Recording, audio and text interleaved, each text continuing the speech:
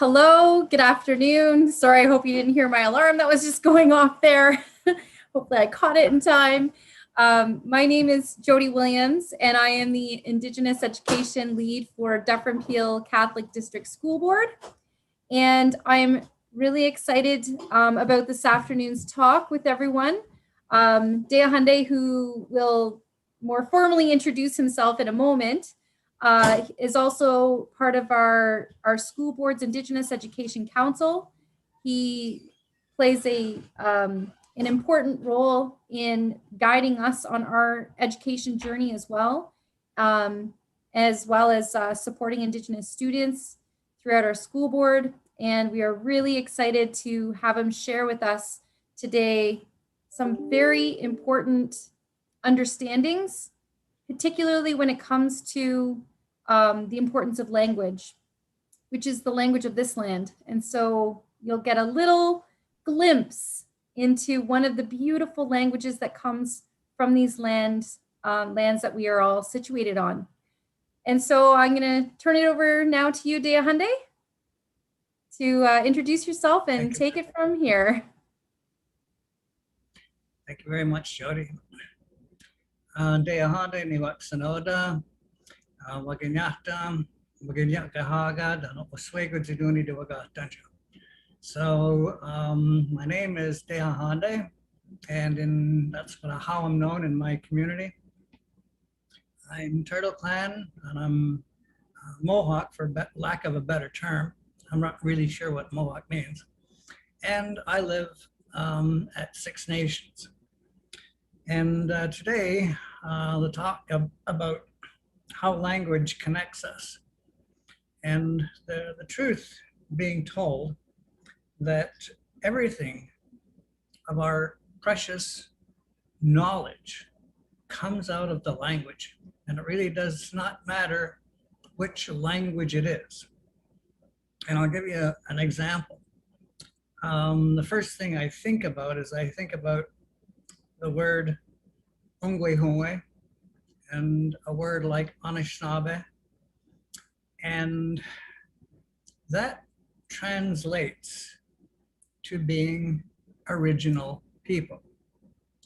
Now, I know that the powers that be, the attitudes of the Canadian government was to assimilate Native people, and it did that by taking away all our originality, or as much of our originality as they could. And that's a very long story, and I really don't want to get into it much, but in a sense, that was what the Indian Act was all about. And if you don't know what the Indian Act is, you can look it up. It's pretty dominating kind of concept. But what it did, basically, is it took our children, put them in residential schools. I'm sure you've heard about residential schools. And the first thing, its purpose was to take the Indian out of the person. And they did that by forbidding us to use our language, forbidding us to practice our ways, our ceremonies, and they put a different spin on it. And they said that our ways were basically not good, basically uncivilized, and on about all the different things about our ways, our original ways, that was not suitable. They wanted us as original people to be just like the settlers. And the fact is, we are who we are right from our language. So when I say original people, it's because I really am not enjoying this word Indigenous. It's their word.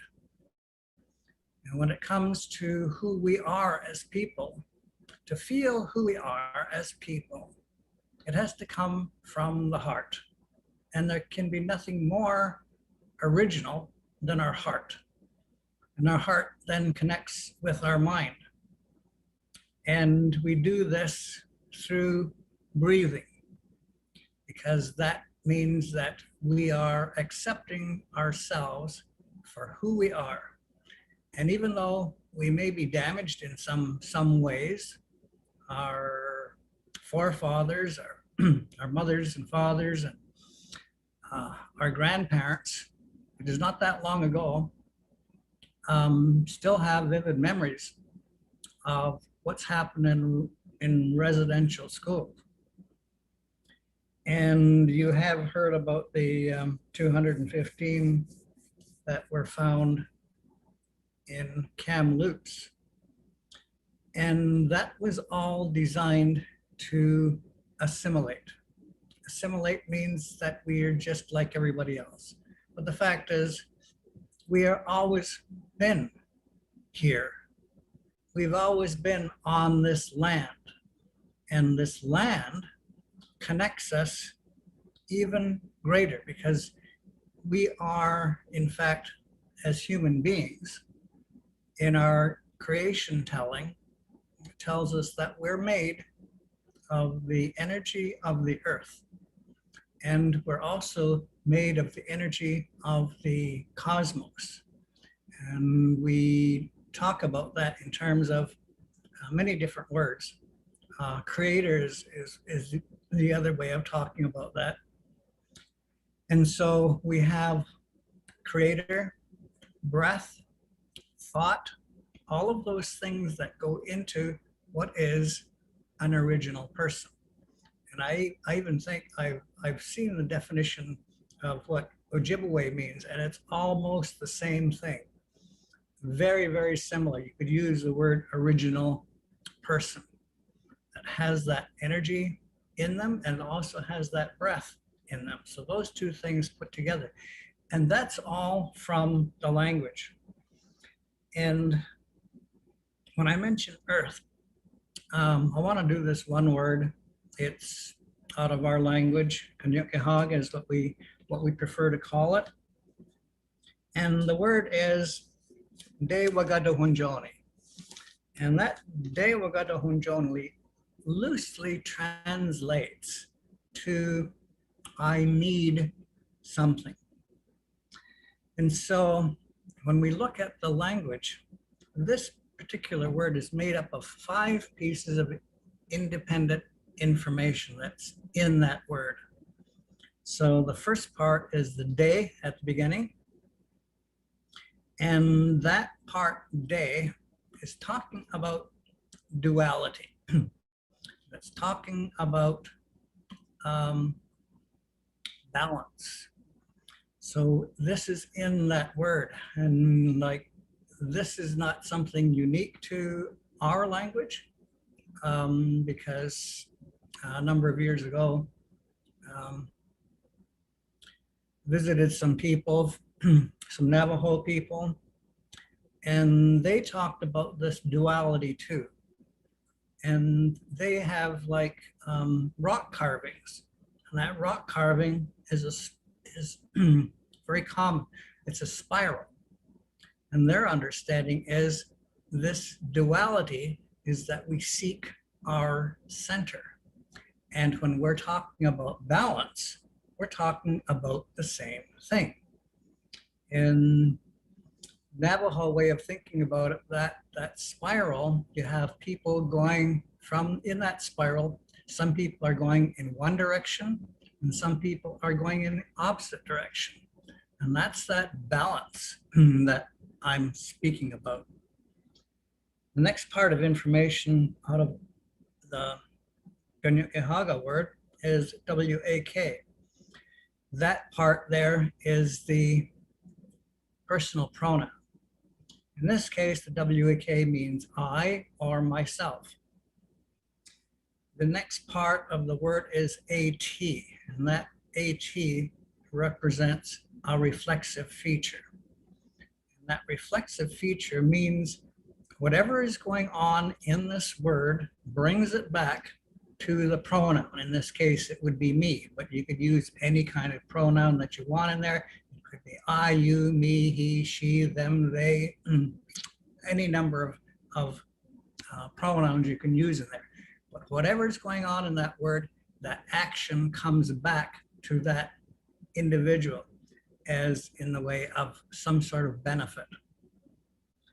Next part of the word is Onkwehonwe. It's the Onhwentsy. That part of the word means earth. I want to let that sink in for a while. That's earth. And the oni on the end of the word, which is the suffix part, means this is a benefactive, which means this is something that brings us the greatest benefit of all. So all that for one word in English to express need. I need something. So as original people, what are we being told about what it is that we really need? What we really need is we really need this earth. That's why this sustainability picture comes in right here. Because when you stop and think about it, we're also given instructions on how to be in relationship. And that also comes out of the language. This relationship has to do with all living things. So if we think about it in this way, we could think about it in a couple of different ways. One is by using science as a comparison and a model so that it fits into our mind as to who we really are, because our language gives us our identity. It gives us our pride. It gives us all of the things that we really, really has been taken away. And that's not something that was our fault. And this all has to do with this bigger picture of being dominated, being in a colonial system that really doesn't fit our original way of thinking. And our original way of thinking gives us an advantage when we're thinking about ourselves in an original way. We should feel proud about who we are. We should be proud about our accomplishments. We have all kinds of people everywhere that are original people. We've fought in the wars. We've done a lot to keep this land that we know as the Canada parcel, if you will, just that. And the settlers, they really needed our help to do that. So that's one thing that we should be proud of, that we stood for the earth. And unfortunately, to make not a comparison, but colonialism, the whole thought process is different in the sense that it looks at land as a way of as a commodity, as a way of something that can be used, as a way of something that can be fenced off, carved up, minerals taken out of the ground, oil taken out of the ground, all for a profit. And in our original way of thinking, what we need is we need the earth. And so this is the part that's just the, shall we say, the foundation. Because, you know, we look at the monetary system, about how we purchase things, excuse me. And especially, it sort of gets amplified a bit if you're, especially if you're living in a town or a city or a highly populated area. We get separated. We get separated from the earth. And when we're separated from the earth, we are not able to draw our energy from the earth because we're half made out of the earth. And so as we're being separated, we lose our relationship. And relationship is the most important part of our understanding. And this, again, goes for many, many I have not found a different nation that didn't have the same core belief. And that core belief comes from the language. It's all about the relationship. It's all about honoring the grasses, for instance, and the on and on. So let's talk about the grasses. That's where the medicines are. So why is that important? Those medicines were given responsibility, and Onkwehonwe, it says for the medicines, and that has to do that we need to use our minds. We need to use our consciousness part to be very observant, to look around, and in our traditional ways, we have, gosh, I can't think of how many different kinds of medicines that we have, but we have medicines for everything. And we received that information by observing. So we received that information by observing animals, by observing the winds, the conditions, the change in the climate, where the bees put their nests, how the birds are acting, reacting. We watch the squirrels, and it goes on and on. These are all relationships. And this is also what comes out of our language. It's all about sustainability. So we could talk, in abstract terms about, things in the sky world, but that's a little bit more abstract in the sense that that also comes from language. And that tells us about our origins. And again, there are many, many nations that I have met that have the same sort of tellings. And when you listen to those things, it's so deep that you just can't make that stuff up. They're not like human stories. So we know that our origins come from someplace up there in the blue. Somewhere up there in the galaxy is our origins. And so when we're talking about those things, again, that all gets backed up by the language. So what do we really need? We really need the earth. And that's about this relationship. So this relationship is that here we are, we need the medicines. We go out and we plant our gardens. Well, maybe not everybody, but a lot of people do. And so when we plant our vegetables, then we have that in the fall to say, this is a benefit to us because we have food on the table and we nourished that. That's our relationship between the plant world and man world, or shall we say human world. And it's the same thing for the medicines. We talk to the medicines, we talk to our seeds, we talk to the plants, and when you do those things, they respond. You can even look at experiments that have been done online, where over a period of time, they'll take the same kind of plant, put it in the same kind of soil, same kind of container, and one they will look at and not give any kind of interpersonal relationship with it. No one talks to the plant. They just give it water, the basic things that it needs. And in this other room, you have the exact same plant under the exact same conditions, the same temperatures and all the rest of it. And this one, you play music for it and you talk to it. Every time you go to water it, you're talking to it and encouraging it and saying, it's so beautiful. And that plant there, under the same conditions, thrives.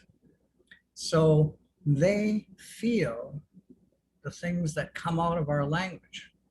And it's not just the things that come out of our language. You can do this in any language. That plant will respond. It's not prejudiced against whatever language you're using. And so it's the attention, and that attention is just like intention. So there's attention and there's intention. We intend to have a relationship with everything on earth. This is how language connects us. And so there's many, many, many examples. We go to same thing with the trees. The trees, they give us all sorts of things, you know, from in the older days, and I still have a wood stove, but we used to use wood to keep ourselves warm in the wintertime. Well, if you look at what our language tells us, it tells us that that seed of the tree was pre-programmed. It was given intelligence of its own.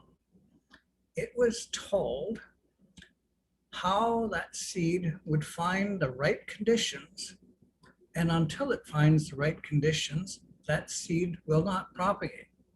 So the ground where it falls has to be under the right conditions before it propagates, before it grows.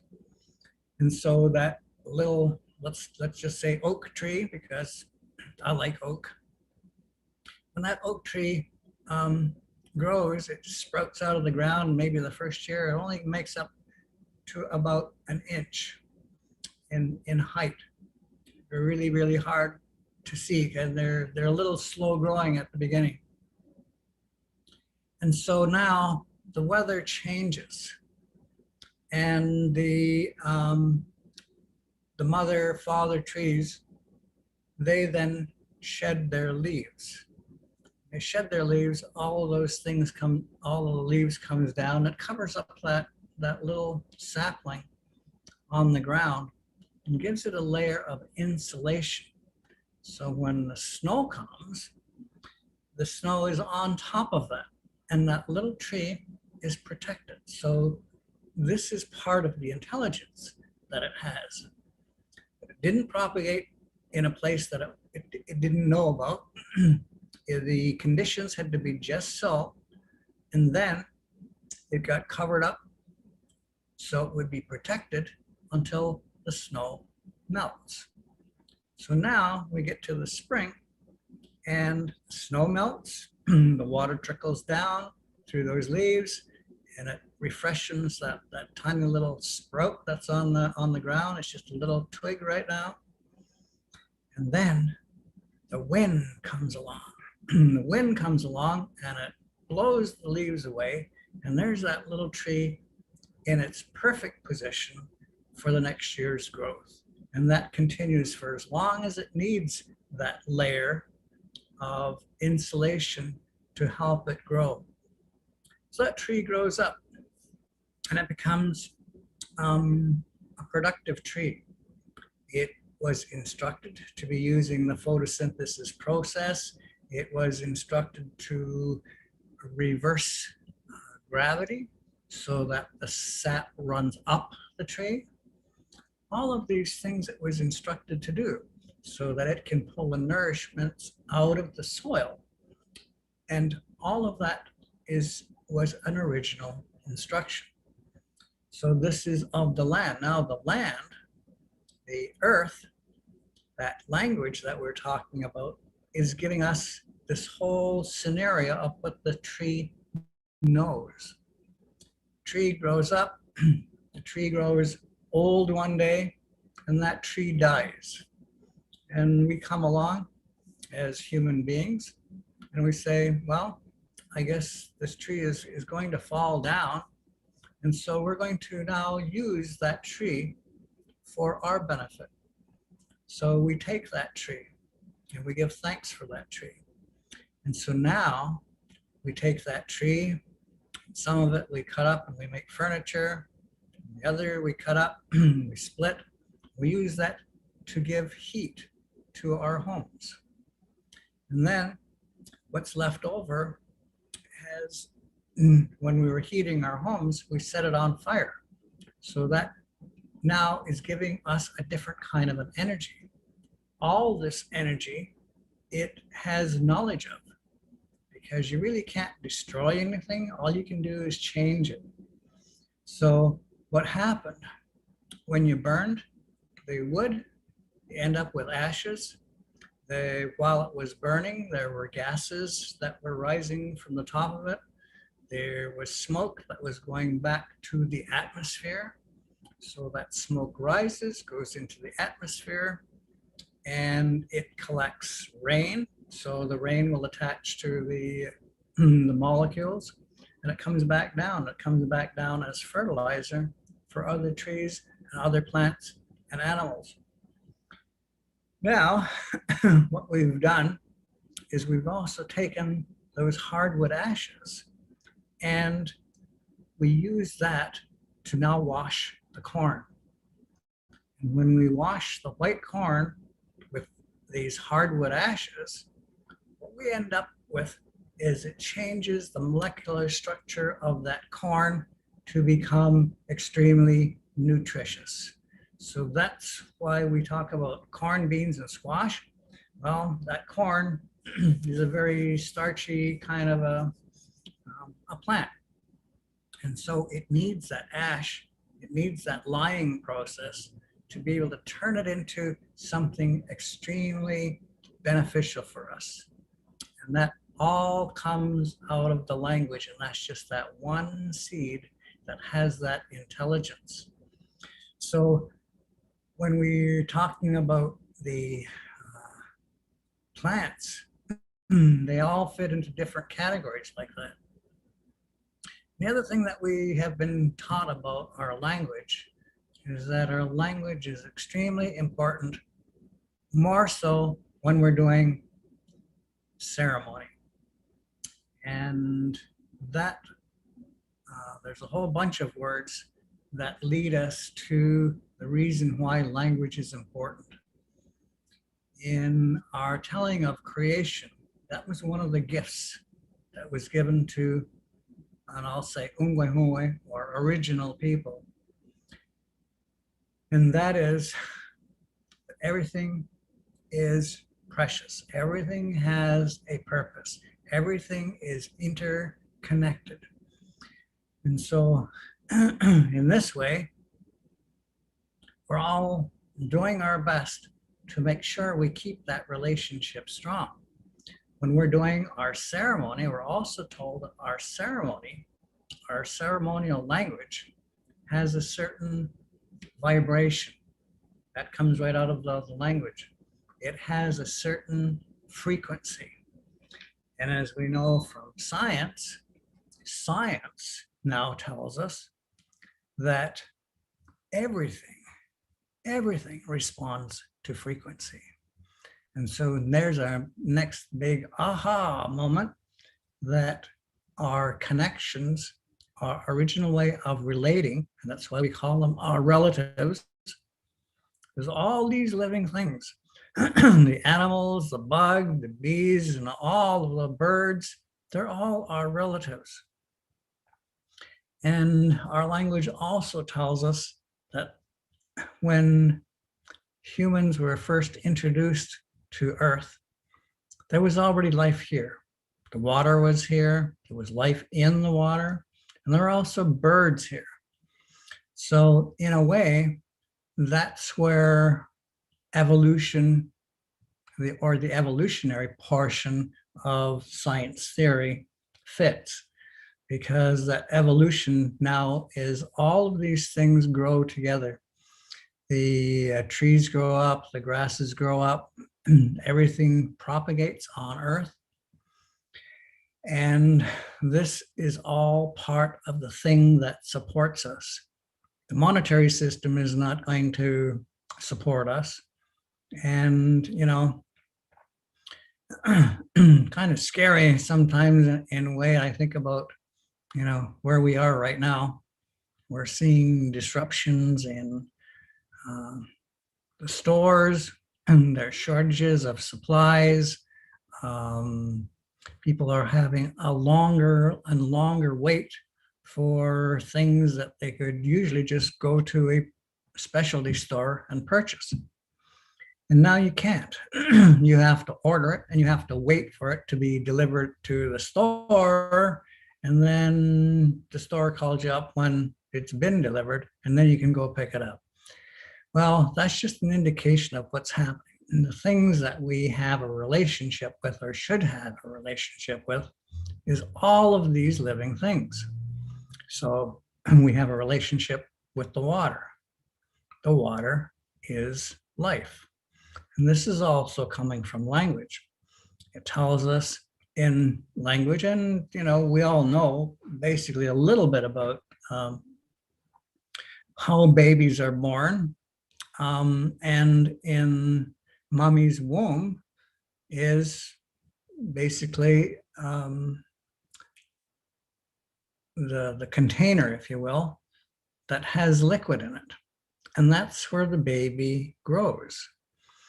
And the mother's blood goes through its veins, the baby's veins, and it's sitting in this sack of water until it's ready to be born. And so this is also part of why we understand that everything is alive. So the water is alive. It carries all kinds of life in it. As a matter of fact, the life that's within the water, we're still finding as human beings new species that we have never seen before. And if we had seen it before, we hadn't seen it for a very long time. So all of these things are these connections, and language is just like that. It's really, it's kind of like popcorn. Once it starts popping, and you say, gee, I never thought about that before. And this because many of us are still coming back to our language. I wasn't born with the language. I was raised by my grandparents, and both my grandparents were fluent Kanyen'kehá speakers, but they never taught it to me because that was one of the things that we lost in the residential school experience.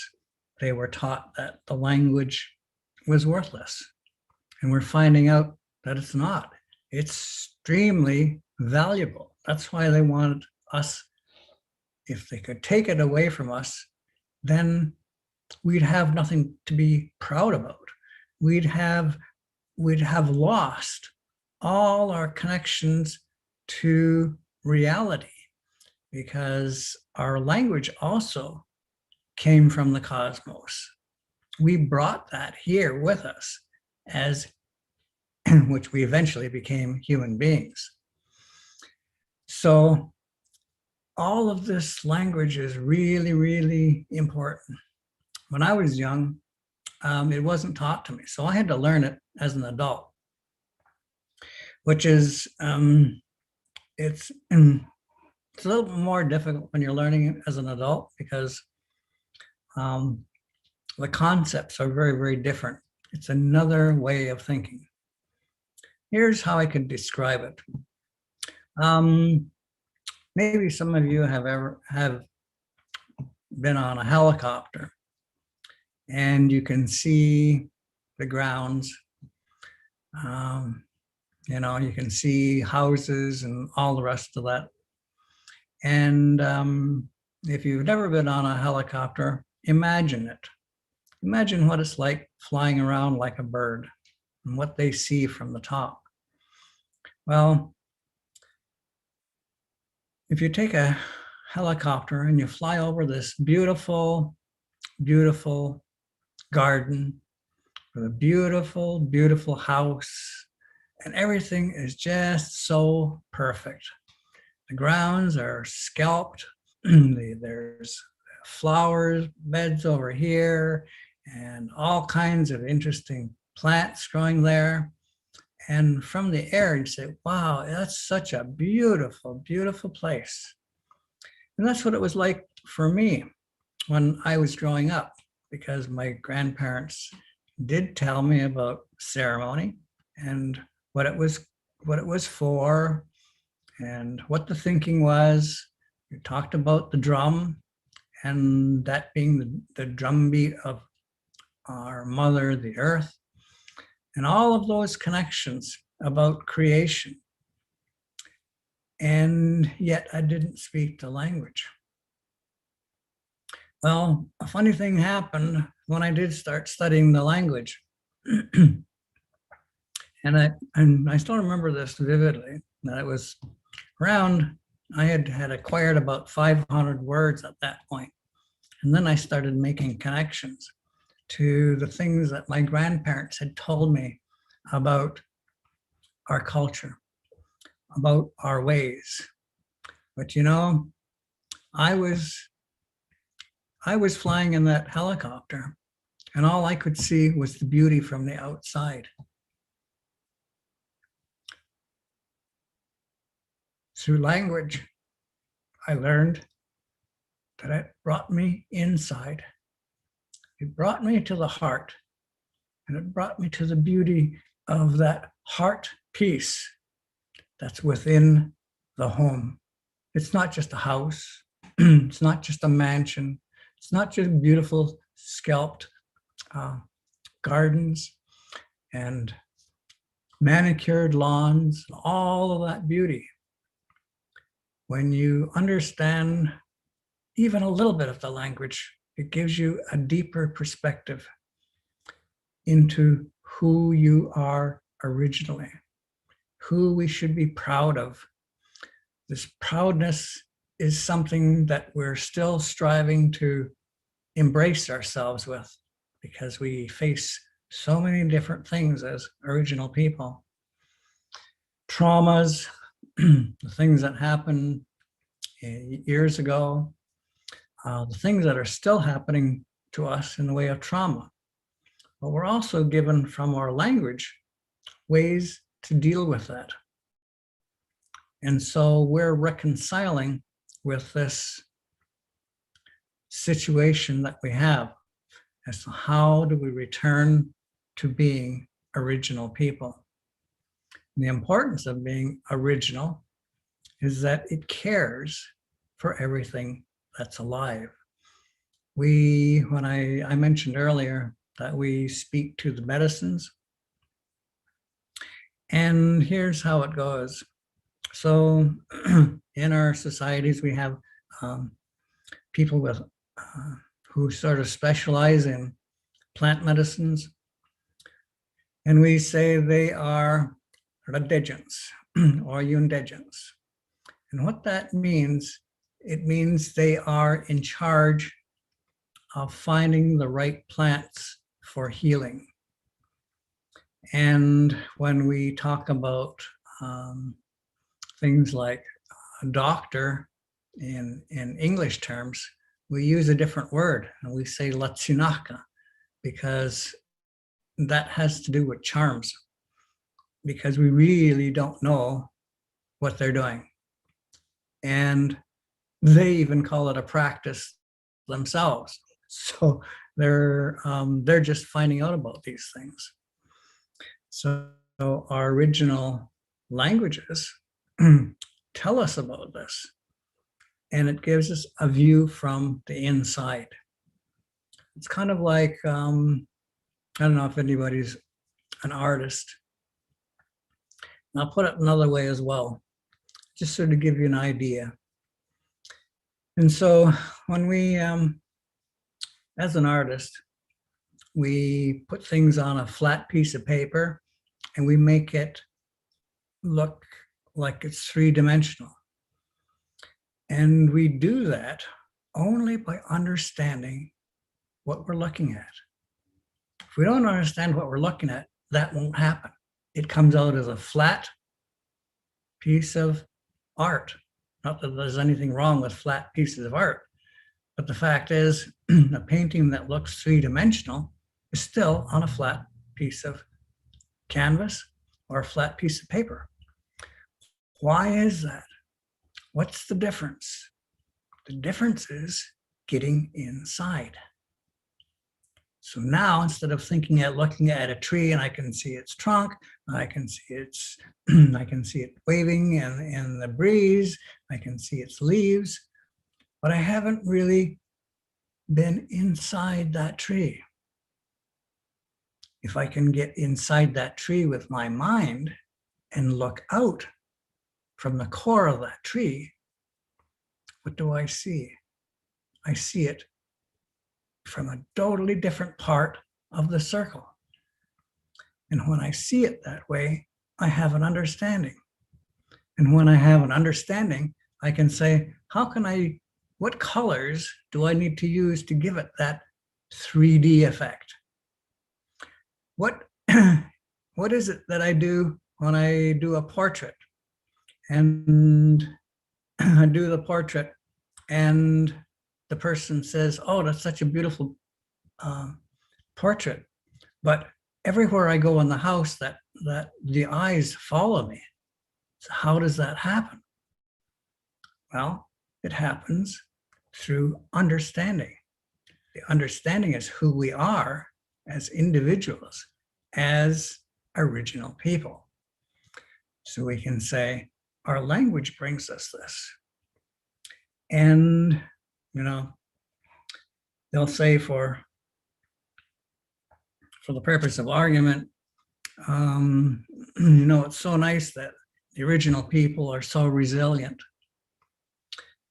Well, that resilience comes difficult. And I want to tell you this about the languages as well. If you're ever around people who are speaking their original language, they're always laughing. And the truth is, I never realized this until I started learning the language and I got that deeper meaning. And then the way the elders would present it, the way they would tell their story, they make the saddest story so funny that you fell on the floor laughing and your cheeks were sore. You say, oh, please stop that, because it's so funny. It's only because of that perspective that we have of humor that comes out of the language. That humor is the thing that we coat ourselves with to say, how do I deal with this sorrow? How do I deal with this trauma? I deal with it through laughing at it. Where's the other side of the coin? This is all part of the language. It teaches us that there are two sides to everything. Remember at the beginning, I mentioned Devagada, it has that day in the front. It has that balance. And so there's that duality again. So now we can see there's even more connection. The language, to the farthest point, tells us much about the sky world, much about the stars, and much about the intelligence of the universe. And here's the thing about all of these things with energy in it. I said I like to make comparisons. Like, for instance, I'll make another comparison. If we think of our brain, for instance, our brain is made up of, scientifically, billions. And somebody told me once how many billions of brain cells we have. But the interesting thing about the brain cell is the cells themselves are not actually touching each other. And so there's billions in our crown. And it's connected by thought. So how do we process thought? And the scientists tell us, the doctors tell us, that there's a synaptic gap, they call it, between these cells. So these cells are not actually touching. And when we have a thought, that thought is instant. There's no lapse in time. It's not, it's faster than the speed of light. It's instant. This comes from the language. It tells us that our thought can, in fact, lead us into something positive. In other words, we can visualize something. And if we have an idea, all we need to do then is make a plan. And then to make that a reality, all we need to do is take action upon that plan. So when we've taken action upon the plan, you say, this didn't work. Doesn't mean the idea isn't bad. All it means is that we have to modify our plan. So we go back to plan and say, what did I miss on this one? Why didn't this idea work? It's not because it's a bad idea. Maybe the timing was wrong. Maybe the market was wrong. There's a number of reasons why this didn't work. So you retweak it and you take it back to action again. Remember, nothing happens unless you have those three components. So idea, plan, action. When you have all of those three working together and it goes back and forth from the plan to the action, that's exactly how we devise our governance. It has that component of always consulting back with the other to make sure everything is in coordination. If it's not in coordination, we adjust the plan and then we do it over again. And that all comes from the language. So if we lose our language, then we lose a whole way of approaching our world. We lose a whole way of approaching creativity. We're all born creative people, really. And we lose that when we're told that we can't do this, and we can't do that, and no, you're no good at this, and all that negative stuff that we get throughout our life. It's only the really stubborn people that pursue their creativity because they say, I just won't quit, I'll just go do it and learn that way. So there's that duality again. So you need two things going on, at least two things going on to create balance. And our language also tells us that if we're not looking after ourselves as human beings, and if we're not in relationship with our heart, and we're not in relationship with our mind to be working with that heart energy, we are going to be led astray.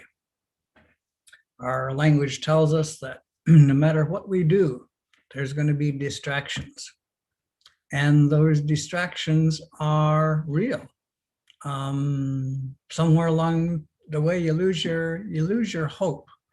When you lose your hope, you give up. You say, gee, I guess I'll just go get a job because running my own business or doing what I really want to do just isn't working. It isn't working until we put those three things into play. To remember that we have to experiment with this. And there's nothing wrong with making a mistake. There's that duality again. Did I do it right or didn't I? Am I going to live or am I not going to live? Am I going to pursue what I really love or am I going to give in and work at McDonald's? Because of how we think. And we don't think that the money is the big issue. The money is what it is that we are doing. What are we here as human beings for? What are we here on this earth for? That also comes out of language. Tells us that our language tells us that our minds were erased when we came through the portal of our mother. And at that point, then we became a baby and we were looked after and we were nourished here from our parents. And then we were born with all of these gifts. So some of these gifts we grew into, and some of these gifts were natural. Our instinct was natural. Our intuition is natural, creativity is natural, and we should be happy to know now how to use that, because our language also gives us these keys as to how to unlock those mysteries. Because creativity, for the most part, to me, is a mystery to most people. They don't know how to turn creativity on. They don't know how to, because they don't have the key. They don't have the original language. And so that's really important.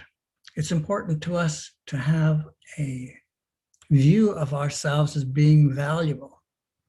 And the things that are valuable that we don't even think about.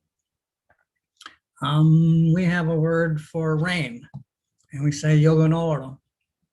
Well, yogonoro means it's got these parts of the speech again. Yoga, it means it's something is plain to see. Noro is precious. So what are we saying? Yogonoro, we're saying it's visibly precious. And so when you really think about it, what's happening? The water is getting re-energized. The water is falling through the air. The cloud shed the water. All of these miracles are going on, and it's natural. And so this is the balance that we seek to be in relationship with that, to recognize what it is that we see. It's a benefit to all the grasses. It's a benefit to the crops. It's a benefit to the trees. It's a benefit to the animals. It's a benefit to the birds. We can't live without water because we were born in water, sort of like how the earth was born. It was born in water as well. And so these things are happening over and over again through a long time of history, yes. And so it's not even fathomable to estimate what that, as much time as it took to develop on its own. And so there's the intelligence that's there, there's its purpose that's there, and there's our understanding of it. How do we fit in this whole earth atmosphere? Why are we here? We were placed here to learn something. As human beings. And that's why it's not a big deal to make a mistake, because you made a mistake. Hopefully, you're supposed to learn from something like that. And you say, well, that's one thing that I'm not going to do again because it had a horrible ending. So what am I going to do from here? Well, I'm going to do it again. I'm going to try it again. I'm going to modify my plan and do it again. Maybe the second time it works, or maybe it doesn't.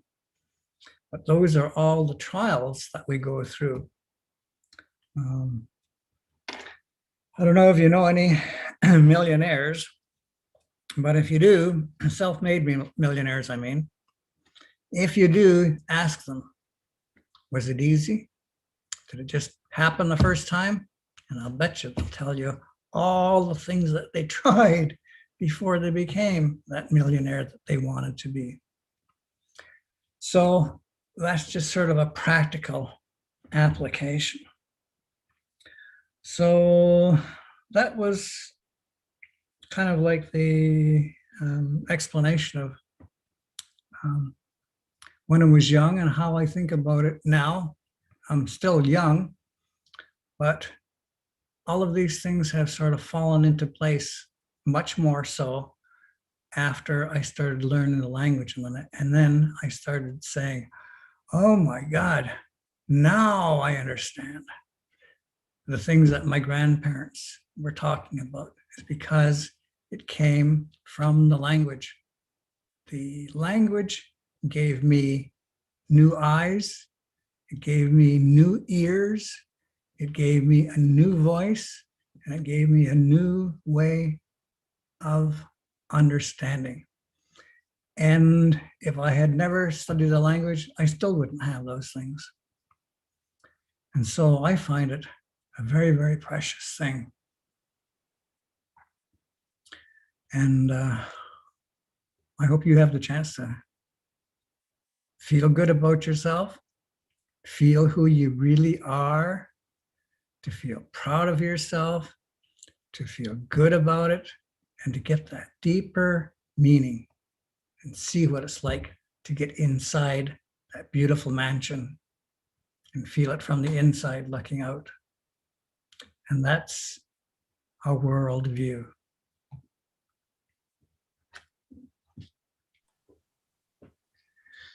I don't know, I think we're running a little low on time. Or is that we're at time. Well, in the Ojibwe language, I'll say Chimigwich, Tehahenteh. So I am too on a language learning journey, part of our Ojibwe learning classes. So just starting. And, you know, it's so true with everything that you have shared today with us in how language really shapes our worldview and how we understand everything. And, you know, so I would encourage, you know, for students who may have another language, hold on to that. Hold on to your languages if you still speak another language. They're so precious. You know, when I think about, you know, when we look out into a meadow, like the more variety there are in plants and flowers, the more healthier it is. So diversity is really, really key. And that's the same with our languages. We need to have a lot of languages, not just English. So, you know, I really want to encourage those students who do have another language to keep speaking that. Yeah, so again, miigwech for sharing your beautiful knowledge with us today. And as I mentioned in the beginning, it's just a little glimpse. And hopefully for the students who are listening in today, that you're starting to appreciate and understand the significance of not just the languages, but also the knowledge systems that then are connected and flow from those, and how that all connects us all together, regardless of where you're from. That's why listening to people such as Tehahenteh share with us that this is actually going to help everyone here live a better life, because it reminds us of our responsibilities and our roles that are connected back to creation, and our true purpose and our gifts that we're given coming into this world during this life, that we are all carry gifts, and we are to share those gifts with everyone. So thank you for that reminder as well about that. So with that, any final closing words you want to share with us today before we say, well, how I would say, Bama Peak Wabmin? Yeah, we say Onagiwahe, Jinyore Are. And it means that it's never a goodbye. Well, we will all meet each other again, someplace, sometime. Dieta. Well, thank you everyone for watching today and tuning in. And I hope that you attend the rest of our events that we have planned, and that you will keep learning, keep listening, and stay safe and enjoy the rest of your day.